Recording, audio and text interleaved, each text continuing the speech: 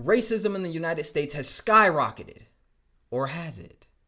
Today we're going to be breaking down the difference between perception of racism and actual racism. And I have data to back up everything I'm talking about, and I will put the information in the description so you will be able to look into this data as well, and you let me know, is racism a problem in the United States, or is the perception of racism a bigger problem in the United States?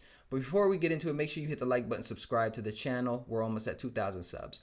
All right, we are going to do a deep dive into racism in America. And I want to start off by showing y'all some data that I found. I believe this is a Gallup poll, right? A Gallup poll. Let's pull it up right here. We have a Gallup poll, and this was released August 20th, 2025. All right, August 20th, 2025. And the headline reads, steady 64% say racism against black people is widespread in the United States. I want you to remember that number. 64% say it's widespread within the United States. All right, so let's read. Let's get a little bit of background context. 83% of black adults, 61% of white adults say racism is widespread. And I want y'all to think about this. When you hear widespread, what do you think? I think it's in the schools. I think of it's everywhere you go. I think you can't walk outside your house without racism hitting you in the face. Boom, you go to your car, racism. Boom, you get to the job, racism. Boom, you go to school, racism. Boom, you at Dairy Queen ordering a Blizzard and they turn it upside down and say, here you go, blackie. That's what I think of when I think of widespread. I want to know how they're defining widespread, and I want to know what that actually means in black people's life. All right.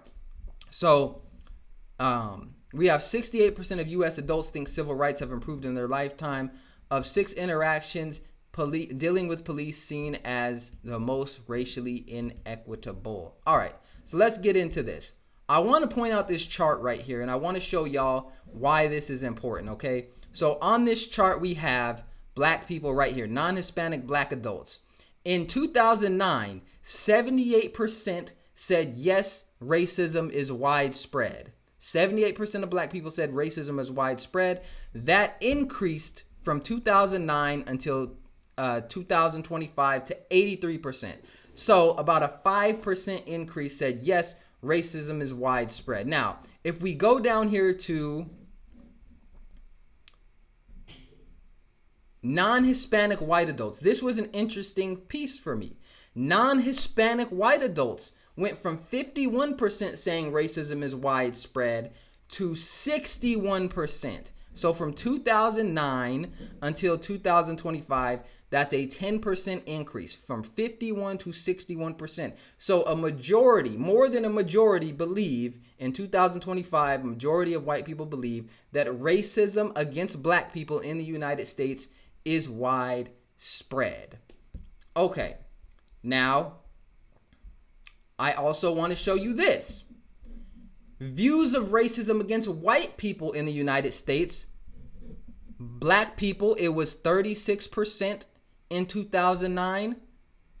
It is down 26%. It has gone down. So in 2009, the views of racism against white people have went down, and the views of racism against black people have gone up. So white people went from believing that there was more racism against them in 2009 to now believing that there's more racism against white people. To me, I'm wondering why. What could have happened? What could have happened? And if we look at this, right, we see right here, it was trending down from 2010. White people were trending down, meaning that they were viewing themselves as being as racist views against them being less. They were trending down. And then in 2015, it went up, right? It shot up from like 33% to about in the 40s.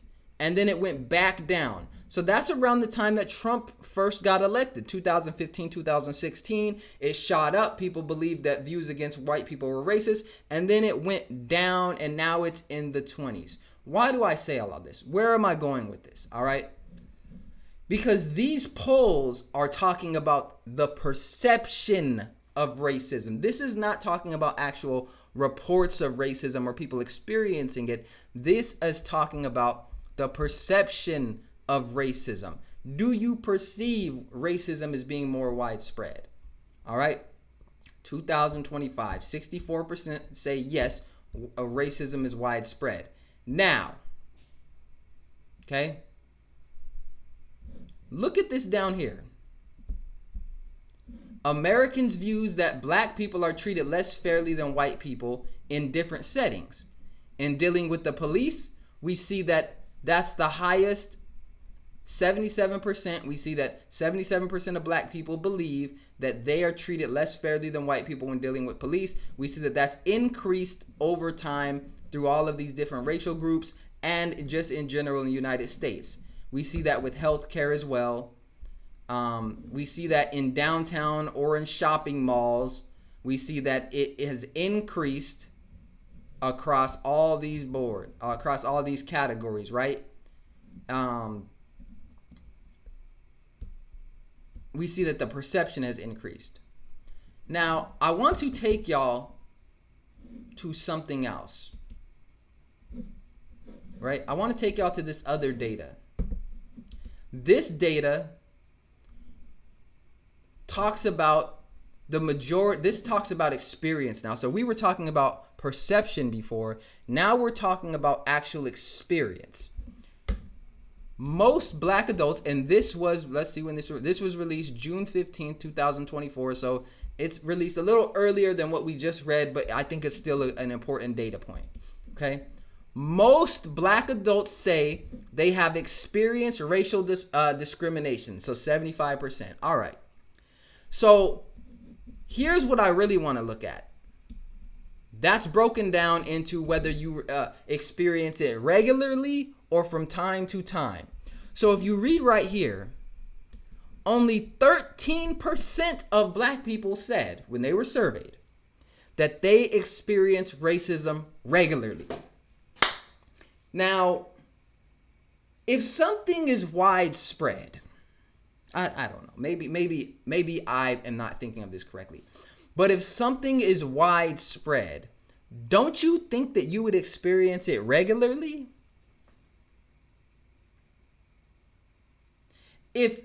Let's go back to this, right? Because I'm not making this up.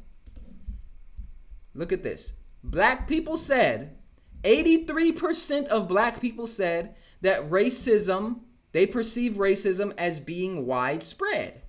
But when surveyed about what they actually experienced, only 13% said they experienced it regularly. 23% said, I don't experience racism, and 62% said from time to time. So if only 13% of black people think that they are regularly experiencing racism, how do we go from 13% to 83% thinking it's widespread? Because if it's widespread, that means whenever you go to the movies, whenever you go to the grocery store, whenever you go to work, whenever you go, like, if you're experiencing racism regularly, why isn't the number higher? And I'm going to tell you why. It's because black people have been fed that they experience racism more than they actually do, right? If you look at your own life, outside of, rare instances, you're not regularly stopped by the police unless you live in certain locations and there's certain stuff going on. You're not regularly stopped. You're not regularly getting shot down. There's less than 1,000 black people, I think, that are actually killed a year by the police. But this is interesting. 13% say they are regularly experience racism, but 83% perceive that they are experiencing racism. Now, I think in 2025, the perception of racism is more dangerous than actual racism. than experienced racism. In 2025, the perception of racism is more dangerous because only 13% say that they regularly experience racism, but 83% say that they perceive it as being widespread. There's a huge disconnect between what is experienced and what people think is happening. What people think is happening. It's like this, right? Let's say that there was a bear attack in a neighborhood. Let's say that there was one bear attack.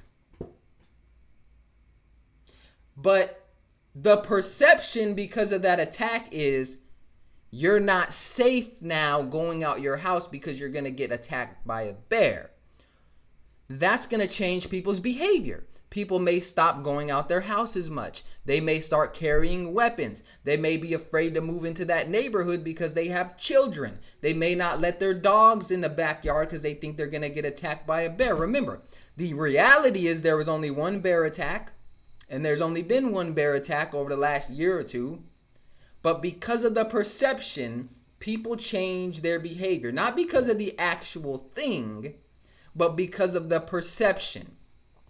This is what's happening within the black community. The perception is changing behavior. The perception is leading black people to not go after that job because they think they won't get it. The perception is leading black people to have less confidence in themselves and believe that they are being discriminated against when maybe they just need to upskill. Maybe they need to try harder and work harder. Maybe they need to be more competitive.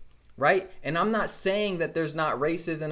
I'm not saying that, no one's being discriminated against. But what I am saying is that if we are perceiving that something is racist when it is not racist, you are missing the opportunity for growth. You are missing the opportunity for growth. So what are the solutions, right? What are the solutions? I want to talk solutions now. We know that there's a huge difference between the perception of racism and the actual racism that's experienced. So, one, I want you to actually think about what are your goals? What are your goals in life? What do you want to achieve? And I want you to ask yourself, what is it going to take for me to achieve that? And then go after it. That's it. That's my solution. What do I want? What does it take? And I'm just going to go after it. If at any moment during that process you stop and think, I cannot do this because I'm black, then you are feeding into the narrative, the false narrative that you cannot achieve something because of racism. We know based on the data that the racism that black people actually experience is much, much lower than the perception of racism that they experience. So if you want to go into a STEM field, don't sit there and say, oh, well, there's not a lot of black people or they're not going to allow me in, so I just shouldn't try. Go into the STEM field. If you want to go and be a doctor or you want to go and try to write poetry or do whatever, do what you want to do. Because the data supports the argument that the perception of racism is higher than what black people actually experience when it comes to racism. Don't feed into the narratives. Don't believe you can't do something because you're black. Understand that there's enough opportunity for you. Here's another data point that I wanted to show y'all that I think is very interesting.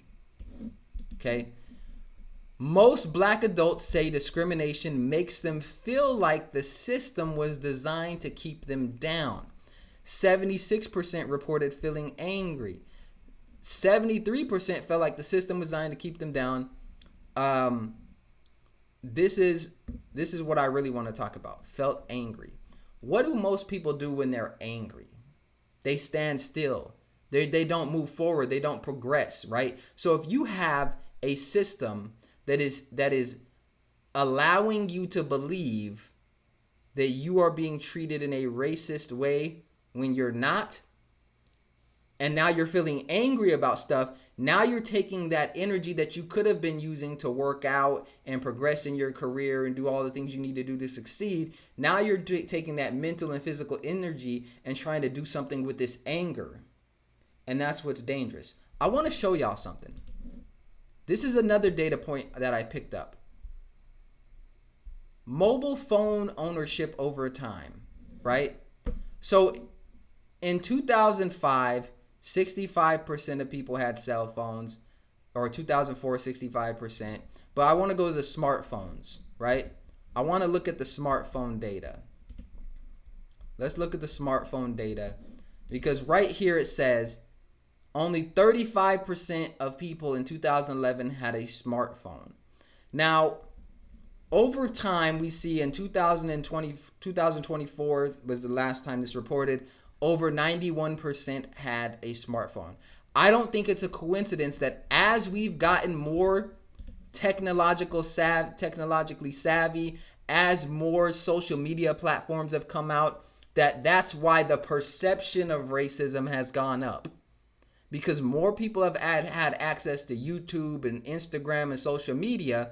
And so what are you constantly seeing that you weren't seeing before? Police shooting. Oh, look, grandma posted a picture. Let me scroll down. Police shooting. Oh, damn. Trump just said boom. And now the perception of racism has gone up, but actual experienced racism, only 13% of black people are saying that they regularly experience it. So we cannot ignore the fact that the media and social media have played a huge part in making black people, as well as white people and other groups of people in the United States, perceive racism as being a bigger problem than it is. And I want you to ask yourself, who's winning? Who wins when black people believe that racism is holding them back? Who wins when white people believe that they are more racist than maybe they actually are? Who wins? Because it's not you.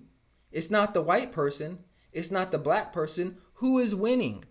The social media companies. The media. They're winning. Why? How do I mean? What do you mean, Fitz? Well, let's break it down. When you can consistently spin this narrative of racism and have that as your pillar, one of your pillars of entertainment, your pillars of profitability, well, now guess what? When there's an election season coming up, we can roll that out. Whenever views are low and we need to just sprinkle some racism in there and turn a story that has nothing to do with race into race, we can sprinkle it in there. So it's pretty much just like a feeder.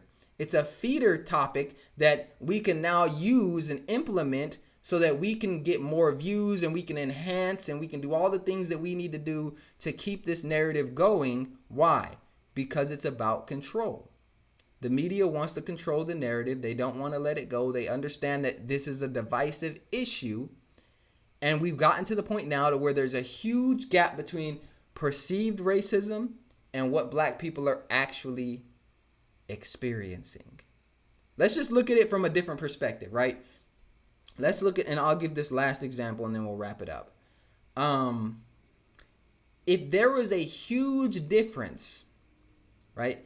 If there is a huge difference between the amount of people that get in car accidents and the amount of people that think that they're going to get in a car accident, what do you think? Like if 91% of people believed that they were going to get in a car accident when they drove out the house, do you think people would drive? If you saw that number and you saw that 91% of people believed that they were going to get in a car accident, but only 1% of people get in a car accident, wouldn't you say there's a problem there? If there's a huge gap between the amount of people that believe they're going to get in a car accident and the amount of people that actually do. And then the question is, what is that manifesting as? What behaviors are people doing and engaging in because they believe that they will get in that car accident? Are they buying safer cars? Are they paying for more insurance? Are they getting more life insurance because they believe that they're going to become a victim of a car crash? Are they buying more autonomous cars that self-drive and are labeled as safer than human drivers?